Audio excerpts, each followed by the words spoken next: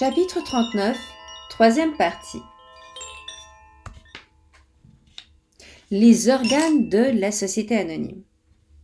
La société anonyme est un sujet de droit. C'est un sujet, donc il a des organes. On peut le comparer aussi à un pays avec ses trois pouvoirs. Nous avons le législatif, nous avons l'exécutif, nous avons le judiciaire. Ici, nous avons l'Assemblée générale qui va principalement régler en fait les lois de la société anonyme et puis aussi la gestion de ses bénéfices. Le conseil d'administration qui va exécuter les ordres et puis l'organe de révision qui va réviser tout ça. Donc ici, l'Assemblée générale est le pouvoir suprême de la société anonyme. C'est elle qui décide. Les autres exécutent. Donc elle va adopter et modifier les statuts donc la règle, les lois internes de la société anonyme. Elle va nommer et révoquer les membres du conseil d'administration, c'est elle qui les désigne, et ainsi que l'organe de révision qui va s'occuper des comptes. Elle va aussi approuver les comptes et puis aussi donner des charges à l'organe de révision quand il va présenter ses comptes. Donc elle a vraiment un énorme pouvoir.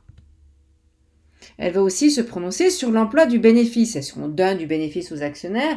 Est-ce qu'on va donner des tantièmes au conseil d'administration? Est-ce qu'elle va décider de changer les statuts? C'est elle qui décide de tout. Également de décider la liquidation, c'est-à-dire la mort de la société anonyme, ou aussi une augmentation du capital ou une diminution du capital. Le conseil d'administration, lui, il fait ce qu'on lui dit de faire. L'Assemblée générale décide, le conseil d'administration va suivre les décisions de l'Assemblée générale. C'est l'organe de direction et de représentation de la société. Il va représenter ce sujet de droit qui est cette SA.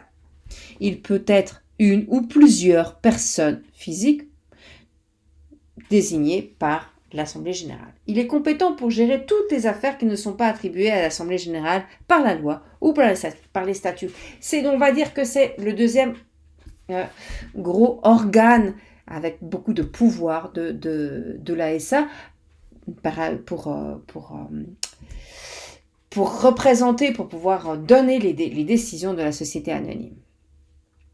Par exemple, haute direction, ça on l'a déjà dit, et il va fixer l'organisation. En revanche, comme c'est quand même quelque chose d'assez important, comme c'est un gros pouvoir, il va pouvoir nommer et révoquer des personnes qui vont être désignées pour pouvoir gérer ce qu'il normalement fait lui. Donc, il peut aussi révoquer, c'est-à-dire casser le contrat de ces personnes chargées de la gestion et exercer une surveillance sur ces personnes chargées de la gestion. Il doit préparer l'Assemblée générale, c'est une obligation, et exécuter les décisions prises par l'Assemblée générale.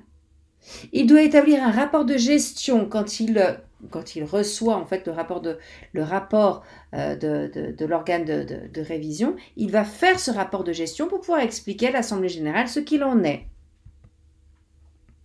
S'il y a des problèmes de surendettement, il a le devoir d'informer le juge. Mais attention, avec la modification de la loi, tout cela a été revu un petit peu de manière un peu plus souple.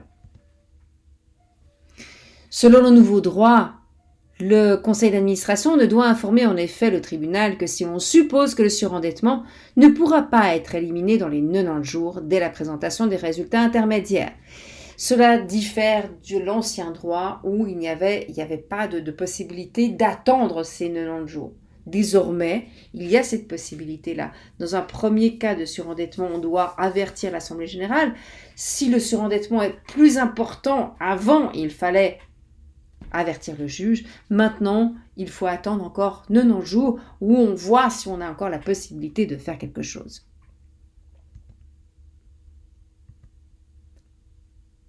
L'organe de révision, lui, il est élu par l'Assemblée générale, il va vérifier les comptes, s'assurer que tout respecte les normes légales. Vous avez vu dans votre code des obligations que les normes légales sont assez importantes. Et il va présenter à l'Assemblée générale un rapport de vérification. Les réviseurs doivent être indépendants. évidemment, puisque c'est eux qui vont vérifier les comptes présentés par le conseil d'administration. Donc ils doivent être indépendants, ça ne doit pas être des copains. Sinon, évidemment, autrement, ça n'a aucun sens d'avoir des règles de comptables pour pouvoir vérifier si tout va bien dans cette SA. Aussi, être indépendant des actionnaires majoritaires de l'Assemblée générale. Sinon aussi, là, on voit qu'il pourrait y avoir du copinage. Donc ça ne va pas. L'organe de révision est obligatoire. Mais s'il y a des petites sociétés anonymes de moins de 10 personnes, eh bien, il y aura aussi des possibilités de ne pas avoir d'organe de révision, pour autant que tout le monde soit d'accord sur le fait qu'on ne prend pas d'organe de révision.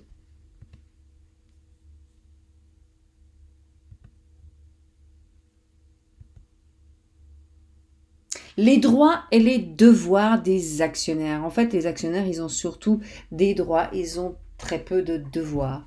Voyons cela.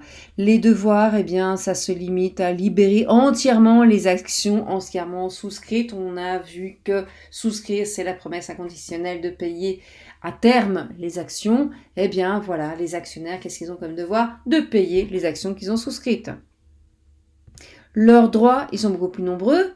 Ils ont droit à des dividendes, c'est-à-dire à la part du bénéfice. Le bénéfice qui est fixé par l'Assemblée générale. Et l'Assemblée générale est représentée par qui? Par les actionnaires.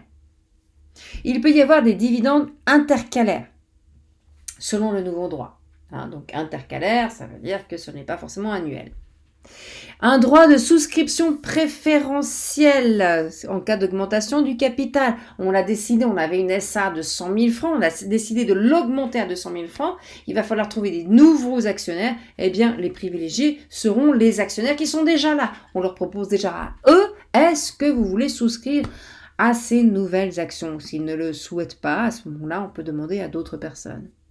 Si on liquide la SA, pour une raison ou pour une autre, on la liquide, on la rend liquide, on va regarder ce qu'elle vaut, et bien le produit de la liquidation, donc si jamais on a encore du bénéfice à la fin de cette liquidation, eh bien ça revient aux actionnaires, c'est leur droit.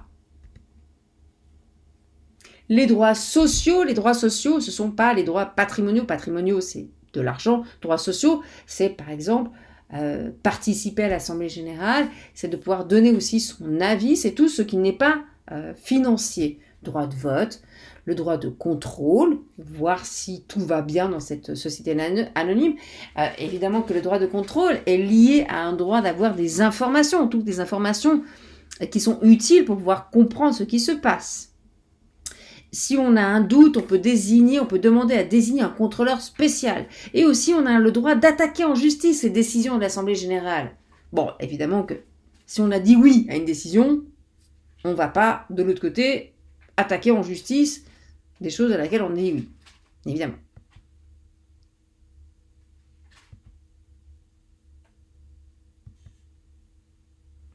Le rapport avec les tiers. C'est le conseil d'administration qui va représenter ce sujet de droit qui est la société anonyme. Le conseil d'administration peut confier cette tâche à des directeurs ou des fondés de procuration. Mais quoi qu'il en soit, c'est lui qui a charge de représenter et c'est lui qui a charge de nommer des représentants, des directeurs ou des fondés de procuration s'il le souhaite. La responsabilité de la SA, on le répète encore, les dettes de la société ne sont garanties que par l'actif social. On ne va pas rechercher les dettes, le patrimoine des actionnaires. Ils ne répondent pas des dettes de la société en tant que telle, en tant que personne. On peut voir encore les responsabilités supplémentaires. On peut affecter une partie du bénéfice de la société anonyme à la constitution de la réserve légale. Ça, c'est important. On ne peut pas faire une société anonyme sans mettre de côté au cas où.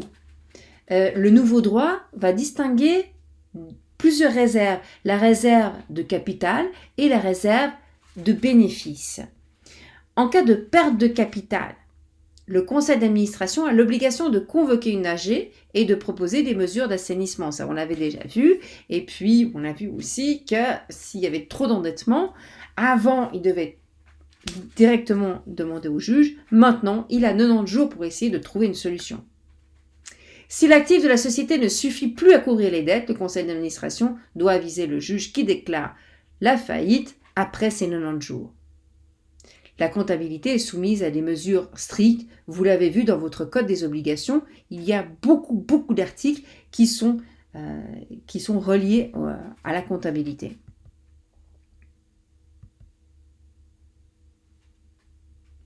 Et c'est tout pour cette présentation générale de la société anonyme.